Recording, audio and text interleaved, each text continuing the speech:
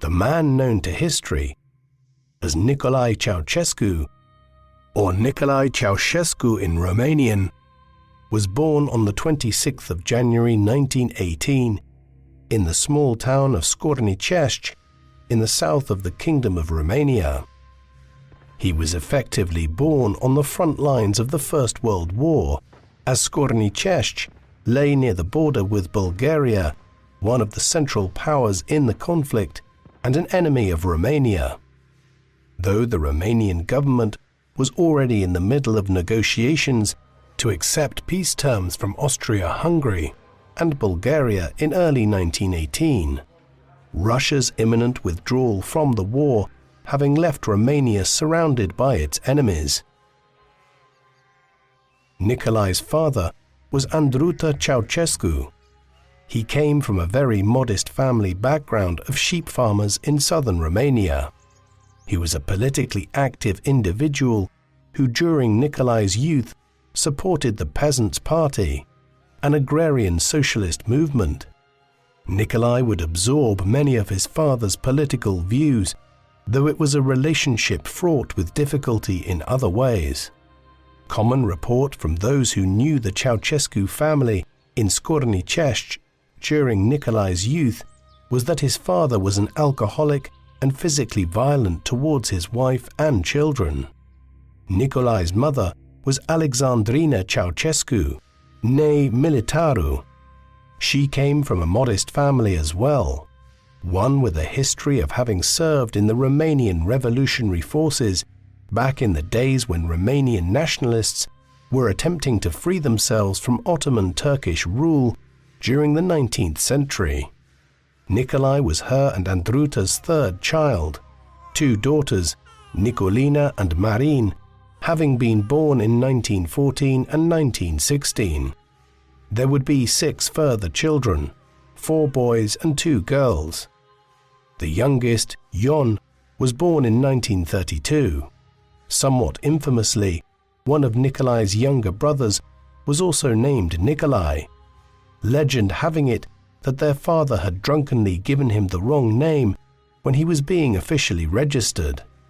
Later, the younger Nicolae adopted the name Andruta as his middle name to distinguish himself from his older brother. Nicolae would grow up during a period of mixed fortunes in the history of Romania. The regions of Moldavia and Wallachia, which make up much of Romania and Moldova today, had gradually obtained more independence from the declining Ottoman Empire in the mid-19th century.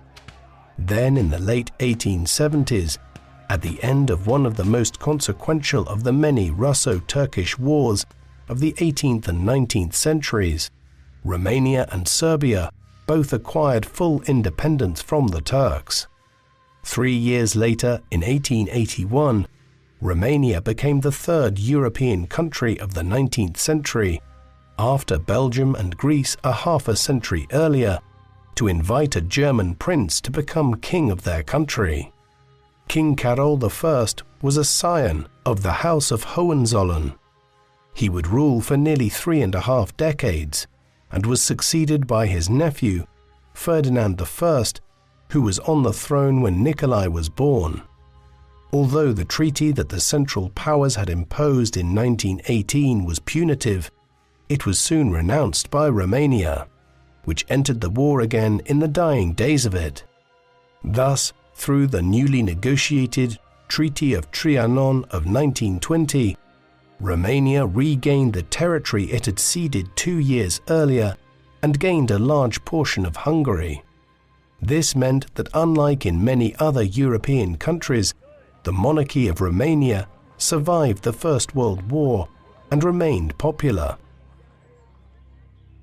When King Ferdinand died in 1927, it ushered in a period of growing crisis, as his son and heir, Carol, had previously entered a problematic marriage which saw him bypassed in the succession in favor of his infant son.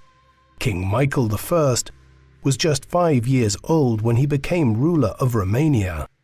He would be deposed by his own father 3 years later, who became King Carol II. Compounding all of this was the onset of the Great Depression late in 1929, after the Wall Street crash in the US.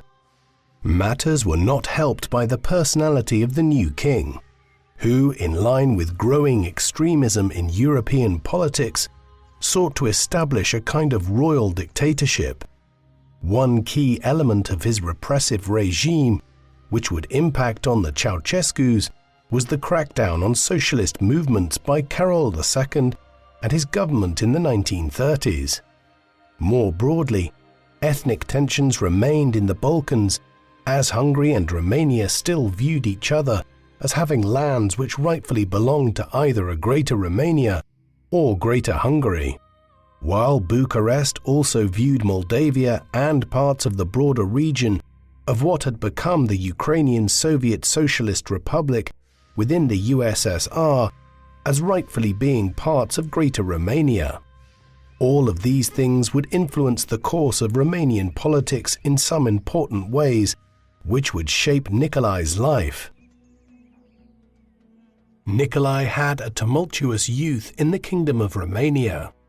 He attended Scornicești Primary School in the second half of the 1920s, but in 1929, at the age of 11, he fled from home to escape his abusive and alcoholic father.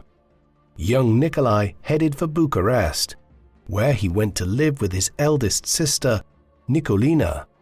She was just 15, but had already relocated to the capital to find work and escape the chaos of the Ceausescu family home. In the capital, young Nicolae soon obtained a position as an apprentice to a shoemaker. His employer, Alexandru Sandulescu, was a member of the Romanian Communist Party, a movement which had emerged in 1921 from the Social Democratic Party as a radical faction, inspired by the Russian Revolution of 1917 and the successes it was achieving in the Russian Civil War by the beginning of the 1920s. The Communists were effectively an illegal movement within Romania, as the government had determined that they would act as a fifth column of the neighboring Soviet Union. Romania was also not an industrialized country, and the communist movement remained small in the 1920s and 1930s. Nicolae soon joined the movement under the guidance of Sandulescu around 1932. Over the next several years, he worked as a shoemaker and had frequent brushes with the law, both as a communist agitator and more broadly for various acts of petty crime in Bucharest. In the summer of 1936, after making numerous appearances before the courts over the years, and now being deemed old enough to be fully tried as an adult, he was sentenced to 2.5 years in prison for his activities as a communist agitator.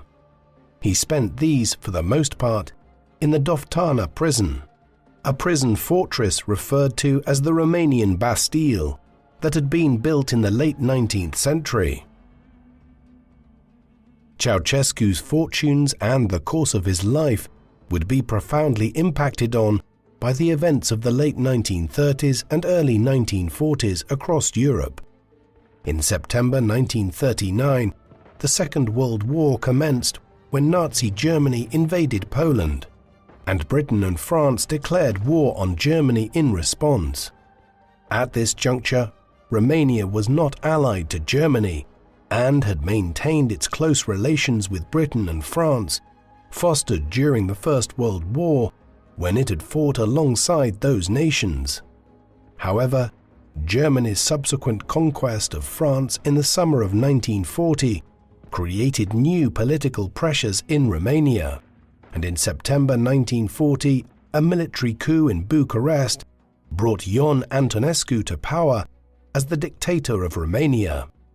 The monarchy was retained, although King Carol II was deposed, and his son Michael, who by now was a young adult, was restored to the throne as a puppet ruler. Thereafter, Romania became one of the staunchest allies of Nazi Germany, particularly so during the invasion of the Soviet Union, from the summer of 1941 onwards, an action which Romania hoped to benefit from by acquiring lands in Bessarabia and further north into what is now Ukraine. Of all its allies, even Italy, Romania would commit more troops to the Eastern Front than any other Axis power beyond the Germans themselves, particularly along the southern front in Ukraine and the Black Sea region eastwards towards Stalingrad. Antonescu's military regime was also extreme in its repressive and genocidal policies, not only persecuting the substantial Romanian Jewish population along Nazi lines, but also largely driving the concomitant genocide of the Romani and Sinti minorities. When the Second World War broke out, Ceausescu was not long out of jail in Romania. He would not be free for long. In the months that followed, he was still being observed by the state as a communist agitator. This took on additional significance in the context of Soviet expansion into the Moldavia region, and the fear that Moscow intended to encroach further into Romania during the general crisis that was gripping Europe. The more hardline government under Antonescu began detaining communist suspects, and Ceausescu would spend much of the years between 1940 and 1944 imprisoned by the right-wing military regime. This was in various detention facilities, many of them effectively concentration camps. One was especially important. In 1943, Nicolae was sent to Târgu Jiu internment camp and was imprisoned there in a cell alongside a certain Gheorghe Dej, a senior member of the Romanian communist movement. Gheorghe Dej would be the communist ruler of Romania within a few years. Had Ceausescu not been imprisoned with him, he would not have become his close political ally, and the world would probably never have heard of Nicolae Ceausescu. Thus, while Nicolae spent much of the war in various detention centers, he left it with close ties to the future leadership of the country. In the end, communist agitators in Romania were not freed through events in the country, but as a result of the general progress of the war in Eastern Europe. After a period of immense success in the summer and autumn of 1941, the combined German, Romanian, and Italian invasion of the Soviet Union had stalled in the winter of 1941. Stalemate ensued in 1942. Then, with victory for the Russians at the Battle of Stalingrad in early 1943, the Soviets began a massive counteroffensive. By 1944, they were progressing across a huge front in Belarus and Ukraine. Initial efforts were made to launch forays into Romania as early as March 1944 through the Black Sea. However, it was not until mid-August 1944 that the major Soviet offensive into Romania began.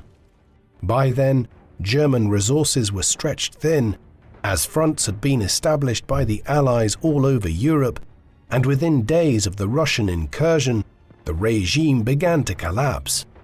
King Michael, who had been little more than a puppet ruler under Antonescu, led a coup on the 23rd of August, and a few days later, the Soviets began to occupy most of the major cities and towns. Sporadic fighting would continue for several weeks, but by late August 1944, the country was effectively under Soviet occupation. As this occurred, the communists of the country, who had always been a limited movement in a largely agricultural society, suddenly found themselves in a position of unprecedented power and leverage. A transitional period followed in which the monarchy was retained and elections were held as the country was rebuilt after the war. But in the final days of 1947, the monarchy was brought to an end and the Socialist Republic of Romania was brought into being as a communist regime within the Soviet bloc. Ceausescu's personal life changed in the immediate aftermath of the war in ways which would impact on Romanian life too. Back in 1939, during his brief hiatus from being in prison around the start of the Second World War, Nicolae had begun a relationship with a woman by the name of Elena Petrescu, a woman from a peasant family who, like him, had moved to Bucharest at a young age and found work as an assistant in a laboratory there. She joined the Communist Party in the late 1930s, and it was through mutual connections that they met. Their relationship survived through infrequent meetings during the times Nicolae was free over the next half a decade. On the 23rd of December 1946, they finally married. They would have 3 children, 2 sons and a daughter: Valentin, born in 1948, Zoya in 1949, and Nicu in 1951. Elena would become heavily involved in Romanian politics after her husband's ascent, as did many members of Nicolae's extended family, including his many siblings. Over time, the Ceausescu's regime would come to be viewed as something of a family kleptocracy. Ceausescu's political career immediately began to take off in the post-war years. Although the communist seizure of power was transitional during the Soviet occupation of the country from the autumn of 1944 onwards, when the Socialist Republic was formed after the abolition of the monarchy in late 1947, the first head of state was Constantin Ion Parhon, but real power rested in the hands of Ceausescu's mentor, Gheorghe Dej, as General Secretary of the Romanian Communist Party. Gheorghe Dej would hold that position until 1965, and Ceausescu would ascend under his rule accordingly. This was generally a period in which dividing lines were drawn within Romanian communism, with 2 different factions emerging: the Muscovites and anti-Muscovites, as they were known in Romania. This refers to those who favored a strong alliance with the Soviet Union and those who believed Romania should seek a more independent path in the way Josip Broz Tito was moving as head of communist Yugoslavia. The Muscovite-anti-Muscovite split would be a feature of Romanian communism for decades to come, and would be a major issue during the first years of Ceausescu's time as leader of the country. Ceausescu enjoyed a rapid ascent through the ranks of the communist movement in Romania in the 1940s and early 1950s. Early on after the war, he served as the head of the Union of Communist Youth, a branch of the Romanian movement designed to inculcate many Romanians into communism in the aftermath of the war. This, along with his close relationship with Gheorghe Dej, acted as a springboard to his election as a member of the Great National Assembly, the new legislative body created in 1948 following the establishment of full communist rule, and which had over 350 members. While this indicated a growing perception of him as an up-and-coming member of the party, the National Assembly had limited practical power. Instead, real authority rested with the Central Committee and individual government ministers. Consequently, it was a major step forward when he was appointed as a secretary to the Minister of Agriculture, followed by the post of Deputy Minister within the same department in 1949. Then, in the early 1950s, he was transferred over to the Defense Ministry, and finally in 1952 was made a member of the Central Committee. All of this was a result of the purging of other party members, as the anti-Muscovite faction, led by Gheorghe Dej, won out over the Muscovite faction. 2 years later, Ceausescu was made a full member of the Politburo, making him, at 36 years of age, part of the governing body of a dozen or so individuals who controlled the Romanian state. The former apprentice shoemaker had come a long way from his humble beginnings. One major policy, which Ceausescu played a substantial role in during these years in his positions within the Ministries of Agriculture and Defense, was the collectivization of agriculture. Collectivization was a policy which had been pioneered in the Soviet Union back in the 1920s. The idea was to create large collective farms that would be run by the state. In theory, this would create more efficient farms, which would require less labor, and workers would then be freed up to move into cities and towns and begin working in the factories, which the Romanian government was looking to establish. Nearly everywhere it was put into practice, collectivization led to resistance, as small farmers were reluctant to essentially have their small holdings subsumed into large state-run collective farms.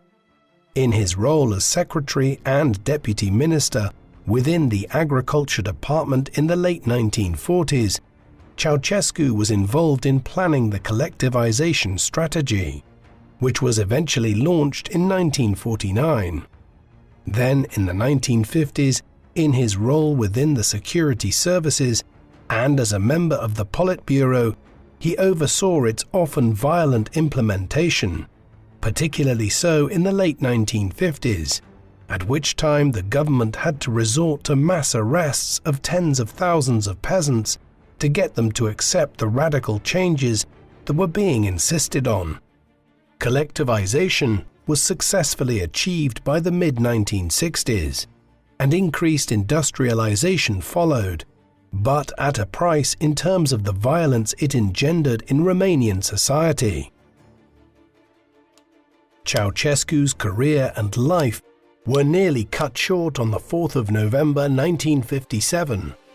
That day, he and several other senior Romanian communist officials were traveling on board a small Russian Ilyushin plane to Moscow as a delegation for their country to the 40th anniversary celebrations of the Russian Revolution of 1917, when the plane crashed near the runway at Vnukovo Airport in the Russian capital.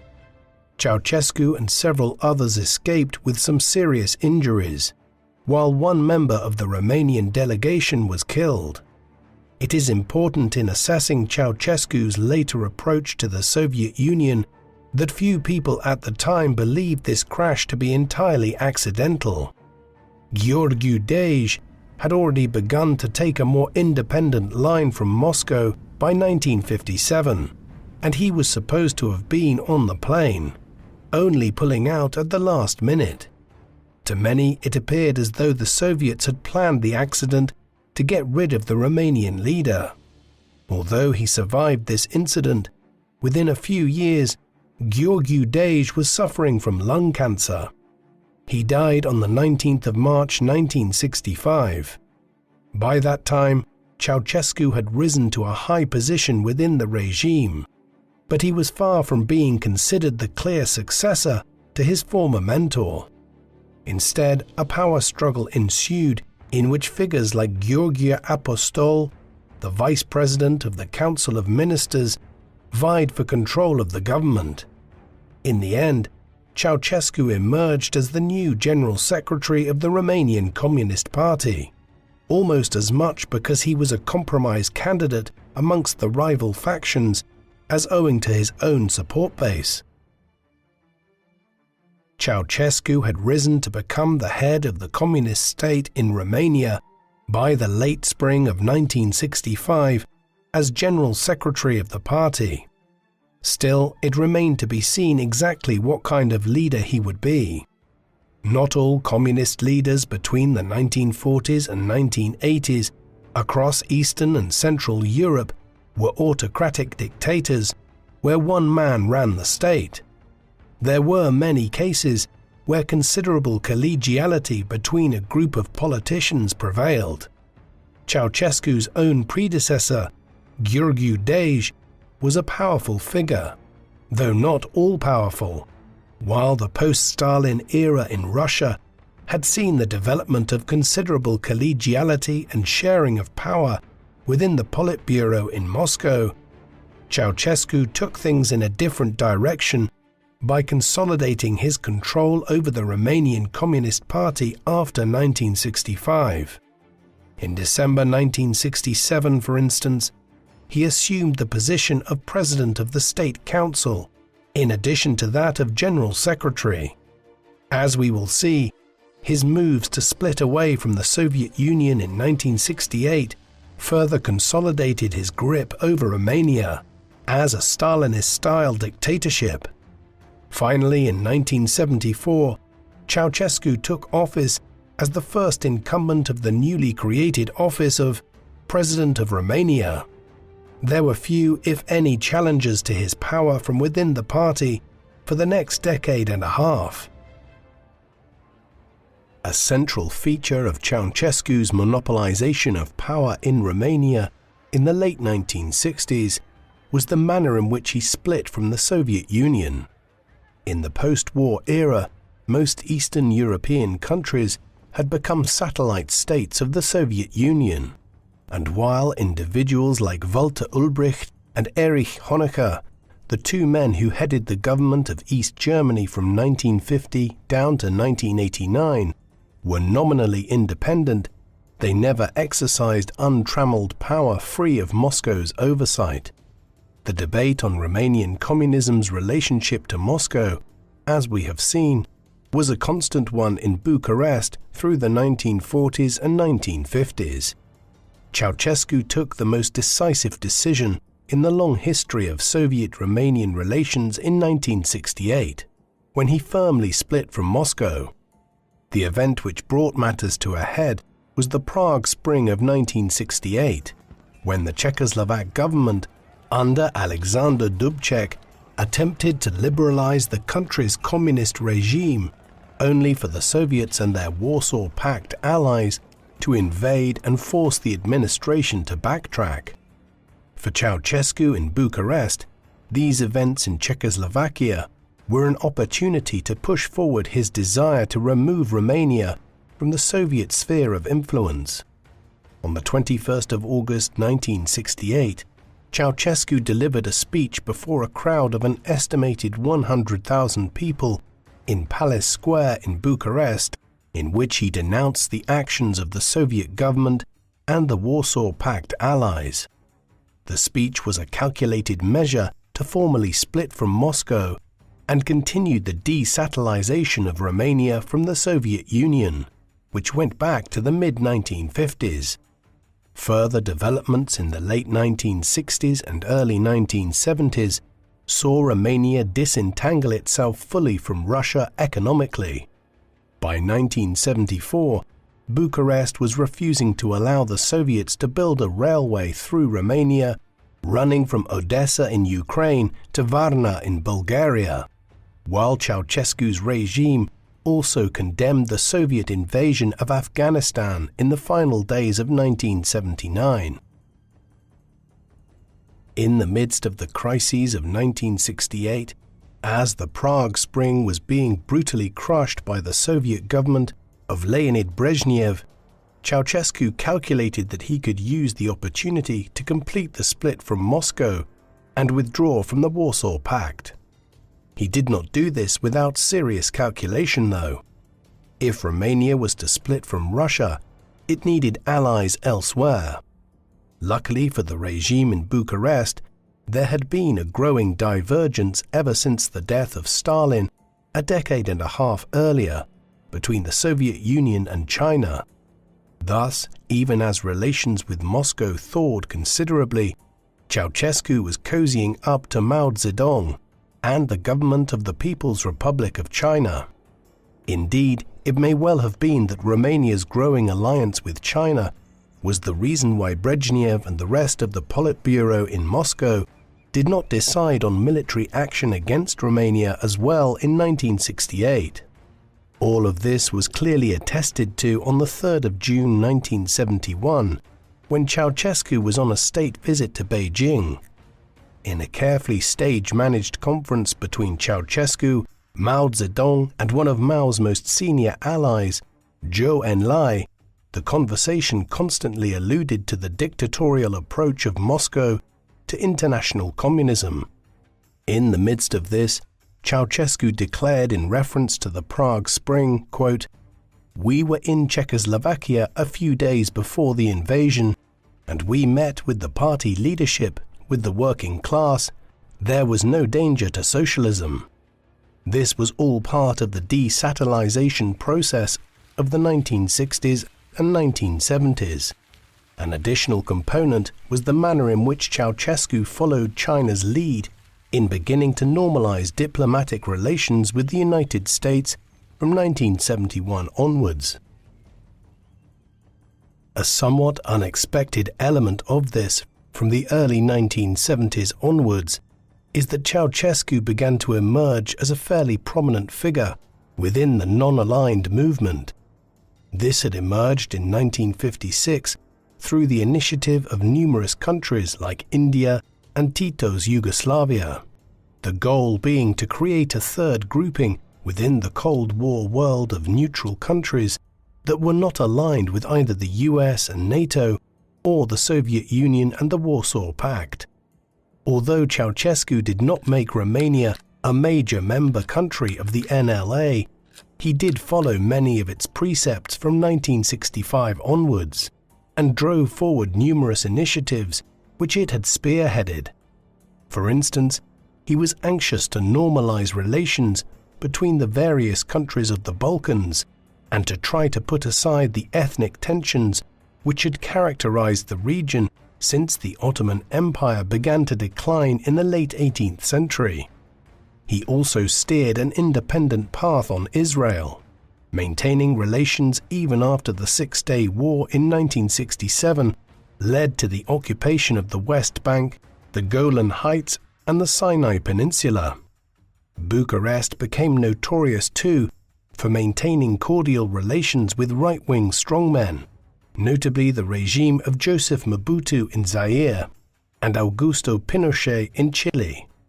Finally, when most communist countries refused to participate in the 1984 Summer Olympics in Los Angeles, in retaliation for the US-led boycott of the 1980 Moscow Olympics, Romania did not join them and sent a full delegation to LA. While there might have been a more open approach towards foreign relations, and Ceausescu seemed to signal his support for liberalization in Czechoslovakia in 1968, the reality at home in Romania was one of growing censorship, illiberal politics, and limited press freedom under his regime. Under the auspices of the General Directorate for Press and Print, the national media was heavily managed to present the official line on almost every issue of public and social policy. Even after 1977, when the Directorate was shut down, censorship simply became slightly less visible, while remaining just as intense. For instance, plays that were performed at the theatres in Bucharest and other cities had to be subjected to a process called visionare before they were performed publicly. This involved government censors witnessing performances of the plays to make sure that there was no criticism of the government, either directly or using allegory, a common method expressing criticism in a cloaked manner within 20th century authoritarian states. Elsewhere, Ceausescu made a concerted effort to undermine and criticize Radio Free Europe, a radio station established under US patronage back in 1949. Based out of Munich and designed to deliver uncensored Western media to communist Europe over the airwaves, it reached 55% of the Romanian population who wanted to receive it through transistor radios. Romania became a major object of criticism for Radio Free Europe in the 1970s and 1980s, something which led to Ceausescu's regime launching a general campaign against the radio media in response. There were very few areas of Romanian public life that did not experience censorship of one kind or another. This was not simply a concerted policy of shifting opposition voices. It was backed up with coercive instruments of the state. During the Ceausescu era, this was spearheaded by the Securitate. The Departmental Securitate Statului, or Department State Security, had been founded as a state-secret police force in Romania in 1948, not long after the Communists claimed complete control over the country. By the early 1950s, the size of the Securitate had increased to over 20,000 staff, with many being individuals embedded in large factories and informers within local communities. Thus, the institution was already very sizable and powerful long before Ceausescu came to power. But under the new dictator from 1965, it became one of the most Orwellian secret police forces in modern history. Ceausescu used it for all manner of activities, with different branches being established as paramilitary units, censorship units, conventional military and policing units, and to oversee everything from the issuance of passports to collecting intelligence on any foreign visitors to Romania. At its height in the 1980s, there were 500,000 people working for the Securitate in one form or another, whether as staff or local informants. Hence, if you walk down the streets of Bucharest in 1985, on average 1 out of every 40 people that you passed was working for the Securitate in some fashion. While Securitate was not responsible for committing Stalin-era crimes of the kind which the NKVD did in the Soviet Union in the 1930s and the 1940s, it still functioned in many ways which would classify Romania as a police state. It also engaged in frequent efforts to undermine Free Radio Europe and was probably behind the bombing of their offices in Munich in 1981. The Securitate was hardly an organization that was above reproach in its purity when it came to official conduct within Romania itself. Many senior members of the Securitate were highly corrupt. Indeed, the entire Ceausescu regime was. It embedded institutional corruption and bribery into Romanian public life in a way which many observers claim is still impacting on Romania's political culture 3.5 decades later. Romania recently scored less than 2.5 out of 10 on an international evaluation of how effective its anti-corruption measures are. Ceausescu and his extended family were front and center to the process of purloining money from the state in the 1970s and 1980s. Perhaps the most unusual incident in all of this was the revelation back in 2014 with the declassification of official records from the 1980s that six-figure sums of money had been regularly paid to Securitate officers in Romania using the Swedish furniture manufacturer IKEA as a means of laundering the money internationally before sending it back to Romania into the hands of Ceausescu's many henchmen within the secret police. Towering above all this press censorship, secret police repression and corruption was the other obligatory element of life for any 20th century strongman or dictator, a cult of personality. By the time Ceausescu came to power in the second half of the 1960s, there were no shortage of totalitarian leadership cults across the communist world for him to take inspiration from, be it Stalin, Mao in China, Kim Il-sung in North Korea, or his friend Mobutu in Zaire. Ceausescu copied all of these. Statues of him soon adorned public places in Bucharest and other cities. His face greeted Romanians on the stamps they used to post letters, while in schools, children learned about the life story of their leader and his accomplishments, with Nicolae often being referred to in quasi-celestial ways as a saint, genius, or demiurge, a Gnostic term for the creator of the world. Unusually, this cult of leadership also began to extend to Ceausescu's wife Elena as the regime went on. something rarely found to the same extent in other 20th century leadership cults. Another element of Ceausescu's growing cult of personality was hugely influenced by the Cultural Revolution, which Mao Zedong, leader of Communist China, had unleashed in the late 1960s in an effort to shore up his flagging power there after the disastrous Great Leap Forward policies of the late 1950s and early 1960s had led to the deaths of tens of millions of Chinese people through a man-made famine. Notwithstanding the waves of violence unleashed across China by the Red Guards of the Cultural Revolution, Ceausescu sought to emulate Mao to some extent, delivering his July Theses, as they are known, in a speech before the Communist Party in July 1971. These were expanded and published the following November. Through them, Ceausescu sought to introduce a more rigorous form of Romanian communism and a purer ideology in the vein of the rhetoric Mao had been using for several years in China. Romanian intellectuals were to be challenged, and cultural output was to be reorientated towards greater emphasis on communist values. One of the major consequences of this was a heightened form of Dacianism in the 1970s and 1980s, a movement which tried to emphasize the strength and power of the Kingdom of Dacia that had existed in Romania prior to the conquest of it by the Romans.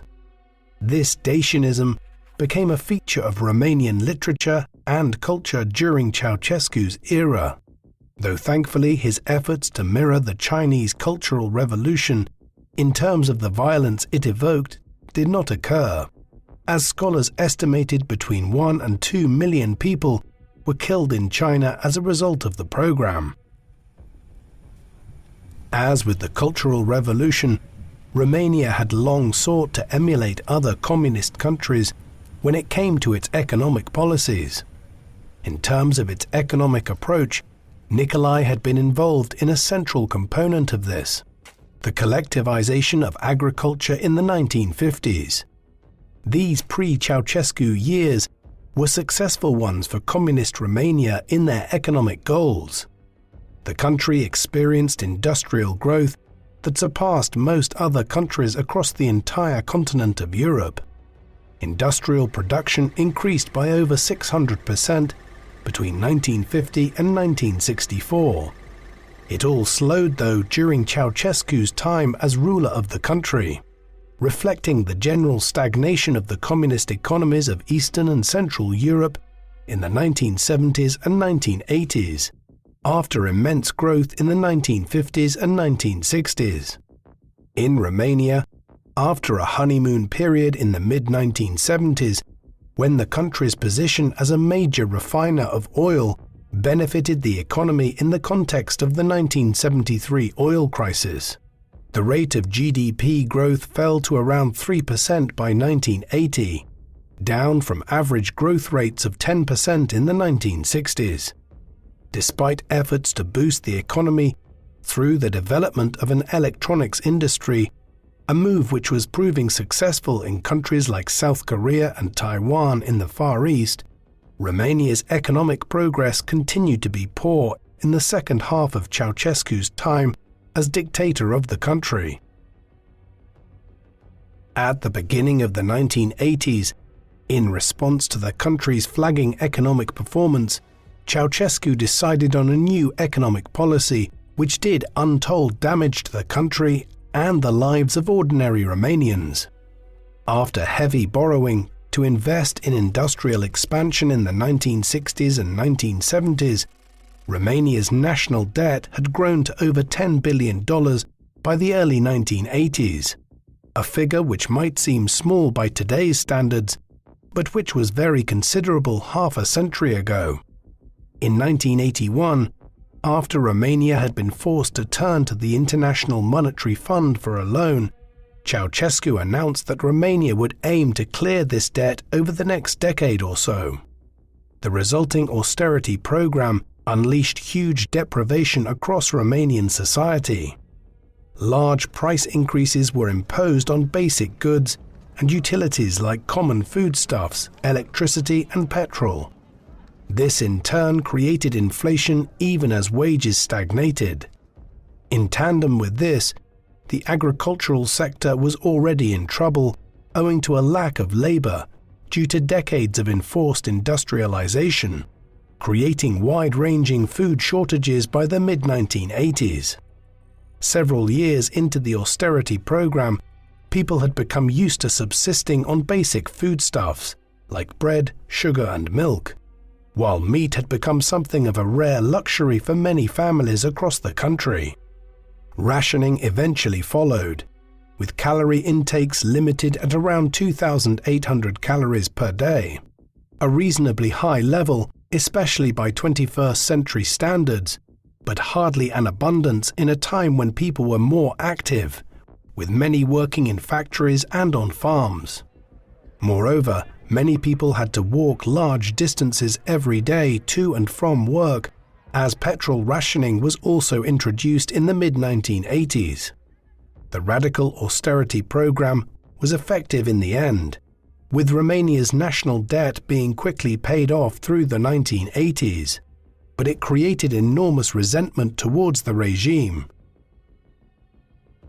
Ceausescu's efforts to pay off the national debt were indicative of one of the key ways in which his regime became so oppressive. In theory, it was developed as a benign policy approach. What country, after all, wouldn't want to have its national debt eliminated? But in seeking to achieve this, he inflicted much suffering on the Romanian people. The same was true of Ceausescu's approach towards the demography of Romania. Early on in his time as leader of the country, he became determined to increase the population of Romania. In fairness to him, Romania was and still is a relatively thinly populated European country.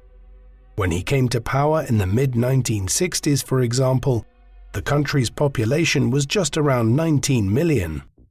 Additionally, the rate of natural increase was declining year on year. Compare this with the fact that the population of Britain, the island which is almost exactly the same size as Romania, was 54 million in 1965. Many other countries like Germany and Poland had comparably higher populations than Romania too. Accordingly, Ceausescu determined that the best way to advance Romania as a major European country was to grow the population. To that end, in 1967, Decree 770 had been passed. This was a harsh and almost total ban on both abortion and contraception, though exceptions were made in cases of a woman falling pregnant through rape or where the pregnancy threatened the mother's life. The decree had the intended effect, with a very substantial increase in the birth rate in Romania. The population rose towards 23 million people by the late 1980s. Yet longitudinal studies have pointed towards the immense social damage caused by it, whether in terms of the proliferation of illegal and dangerous abortion services in the country or the profusion of orphanages to address the growing problem of Romanian babies simply being abandoned by their parents in the 1970s and 1980s. Photos of malnourished and abandoned children in crowded orphanages in the 1980s were one of the gravest indictments of Ceausescu's regime. Another point of growing contention in Romania in the 1970s and 1980s was the regime's approach towards the substantial Hungarian minority within the country. The Treaty of Trianon back in 1920 had seen Romania acquire lands in the west from Hungary. While these could legitimately have been claimed to constitute part of a greater Romania, there was still a substantial Hungarian or ethnic Magyar minority in the region, and this ensured that Hungarians have made up 6 or 7% of Romania's population for the last century. Furthermore, these are concentrated in the west of the country in Transylvania, where they form a very substantial minority. Ceausescu's regime decided on a repressive approach to the Hungarian community. Hungarian was largely prohibited as a minority language, and Hungarian cultural institutions were repressed. More aggressively, there were efforts to break up some of the areas in the West with large Hungarian communities and to disperse these to other regions, while also moving ethnic Romanians into Transylvania. Finally, in some limited instances, there was a persecutory campaign launched against Hungarian intellectuals and academics living within Romania. Today, a half a century later, Romanian-Hungarian relations have recovered to some extent, but major damage was done to them in the course of Ceausescu's time as ruler of Romania. A key element of Ceausescu's time as dictator in the 1980s was the construction of the Palace of the Parliament. This was an absolutely enormous building project, which the regime undertook to construct a new parliament and a set of government buildings. It would sit astride the Dealul Spirii hill in the center of Bucharest, and the building would be a testament to Ceausescu's regime. There is no doubting it was impressive. The palace still dominates the skyline of this section of the Romanian capital. It is one of the heaviest buildings in the world, standing over 270 foot high and with a floor area of nearly 4 million square foot across 12 floors. The weight of it is over 4 million metric tons, and it is the second largest administrative building in the world, trumped only by the Pentagon in the United States. Construction work began in 1984, and it involved hundreds of architects and thousands of workers in the years that followed. Ultimately, the Palace of the Parliament would only be half completed in Ceausescu's time. It would not be finished until 1997 and cost an estimated $5 billion if price and currency are adjusted. It was an ambitious project and is still a testament to that ambition in the city of Bucharest today. But it was pure folly in 1980s Romania, a country that needed investment into basic services and economic growth, not ostentatious new offices for the members of the government and regime. Ceausescu's country had become something of an insulated state in the course of his time as ruler of it. However, even as work was being carried out on the Palace of the Parliament in the 1980s, the world was changing around Romania in ways which would soon impact on the country and bring Nicolae's time as dictator there to an end. The decade had begun, ironically enough, with an intensification of the Cold War, as Ronald Reagan became president of the United States and adopted a hardline approach to the Soviet Union, most notably through a reigniting of the space race. However, this intense period of the Cold War, one fraught with more danger than at any time since the Cuban Missile Crisis, was just as swiftly followed by a cooling off of tensions as Mikhail Gorbachev became head of the Soviet Union in 1985.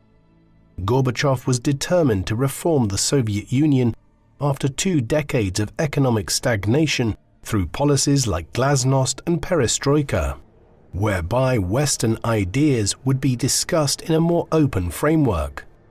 Unwittingly, he brought about the destruction of the USSR, as the late 1980s saw communism as an ideology being questioned all over Eastern and Central Europe. By 1988 and 1989, there were opposition movements emerging to the established communist regimes in many countries, and in the autumn and winter months of 1989, a series of events in Central Europe would lead to the fall of the Berlin Wall. These forces of reform and change soon entered Romania. By the late 1980s, the economic situation was not good. Ceausescu's efforts to pay off Romania's national debt, combined with the closed nature of its economy, had damaged domestic growth. This happened at the same time that enormous sums of money were either being corruptly stolen by the regime or else squandered on the Palace of the Parliament. Hence, when political change swept across Europe in the late 1980s, Romania was primed for unrest. A revolt of sorts had already occurred in November 1987, when upwards of 20,000 workers went on strike and violence erupted in the city of Brasov. It was suppressed eventually, but pointed towards the discontent which was spreading across the country. Through 1988 and 1989, there was an unprecedented level of criticism of Ceausescu, both amongst opposition groups and within the communist movement itself. Therefore, while the Romanian Revolution is often depicted as having broken out as a sudden surge of violence in December 1989, there was a growing tide of anti-Ceausescu sentiment and agitation across the country in the years leading up to it. The Romanian Revolution began on the 16th of December 1989, when mass protests began in the city of Timișoara against Ceausescu and his government. By the end of the day, control of the city was slipping into the hands of the insurrectionists, leading Ceausescu to send in the military the following day. The heavy-handed crackdown on the 17th of December at first seemed to have curbed the unrest, so much so that Ceausescu flew out of Romania on the 18th to undertake a planned visit to Iran. When he returned 2 days later, the situation had declined.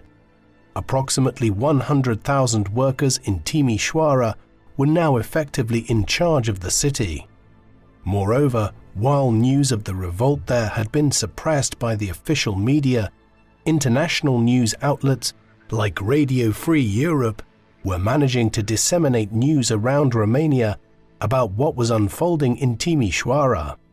Consequently, when Nicolae gave a speech at a mass event in Bucharest on the 21st, in which he tried to re-establish confidence in the regime, it descended into chaos as the crowds interrupted his speech and drowned him out with shouts of protest. In the hours that followed, chaos swept across Bucharest and Romania, with huge numbers of people spilling out around the city and shouting slogans like "Down with the Dictator" and "Death to Ceausescu" in Romanian.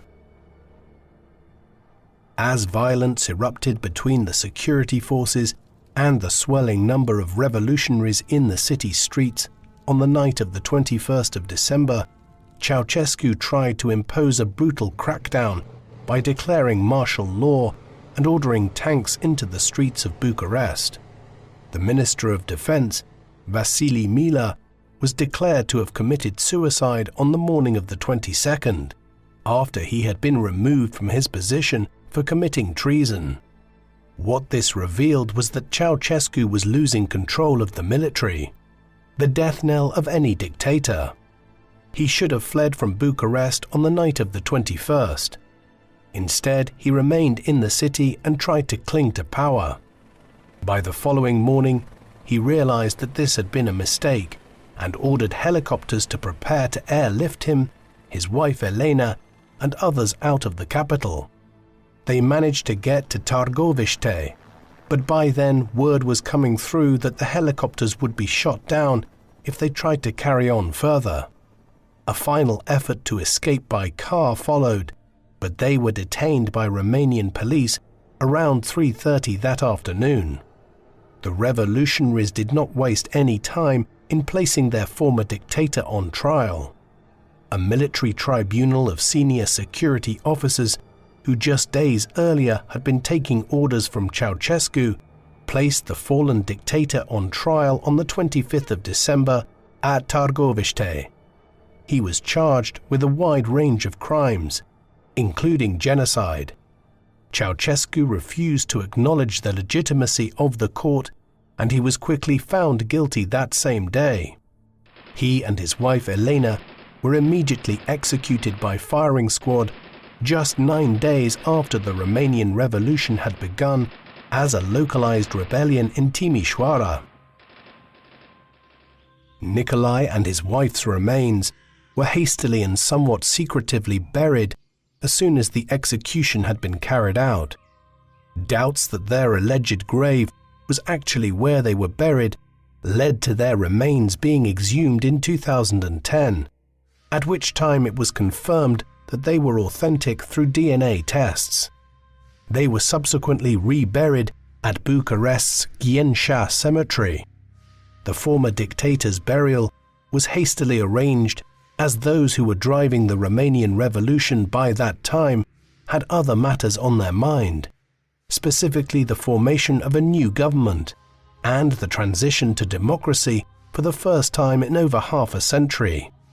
Ion Iliescu was voted in as the first post-communist president of Romania, initially on an interim basis and then for a full term which would ultimately last down to November 1996. He oversaw the move to democracy, but the first stages of it were enormously tumultuous, not because of Romania's internal politics, but because the fall of communist regimes all over Eastern and Central Europe was leading to a reorientation of politics all over the continent. This was especially the case for Romania, where its two most significant neighbors, the Soviet Union and Yugoslavia, began fragmenting in the early 1990s into several countries. In the quarter of a century since Ceausescu's time, Romania has had mixed fortunes. It was successfully moved into the camp of democratic states within Europe, but it is far from perfect either. In particular, the culture of official corruption, which became so rife under Ceausescu, has remained a feature of Romanian politics and society, and even in recent years the European Union has scolded Bucharest for continuous backsliding on reforming this. The country's politics and officialdom remain problematic in a number of other ways, but then this is common for most post-communist states in Europe where illiberalism and political problems are common. On the other hand, Romania successfully applied for membership of the European Union following Ceausescu's fall and joined along with Bulgaria in 2007. This has led to considerable economic improvement in the country, which has averaged annual GDP growth of 5% for much of the 21st century. Conversely, EU membership also opened up the gates to mass emigration from Romania to other parts of Europe, and where the country's population had reached a historic peak of 23 million right at the end of Ceausescu's reign, it has fallen to below 19 million today, a considerable fall in a country which is one of the least densely populated countries in the entire continent, especially so for one with such a mild climate and large amounts of productive land. Nicolae Ceausescu was unusual amongst the dictatorial rulers of Eastern and Central Europe towards the end of the Cold War, in that he was not just removed from power, but was placed on trial and quickly found guilty and executed, along with his wife. We might ask why this happened. The leaders of other countries, like East Germany, Poland and Hungary during the Cold War, generally escaped with very little or no punishment at all in the late 1980s and early 1990s, as the regimes they had led or worked for collapsed. Some even transitioned into successful political careers in the emerging democracies of the 1990s. This was not the case with Ceausescu. Yet when we evaluate all the evidence, there is a clear reason why this was so. There was an enormous resentment towards the Ceausescu regime in Romania by the late 1980s.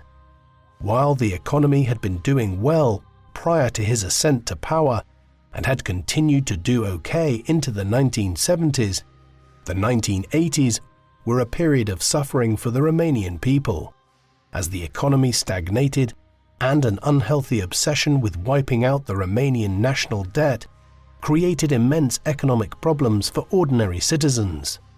All of this occurred against the backdrop of censorship, rampant official corruption, and the exorbitant expense of building the Palace of the Parliament, a vanity project which contrasted so sharply with the suffering of the ordinary people of Bucharest who watched it being built from 1984 onwards. In the end, Ceausescu's dictatorship was something of a textbook example of how a dictator should go about alienating the entire population of the country he rules to such an extent that they rise up and overthrow him. He had nobody but himself to blame. What do you think of Nicolae Ceausescu? Was he the worst of the Cold War dictators to still be ruling a European country towards the end of the 1980s?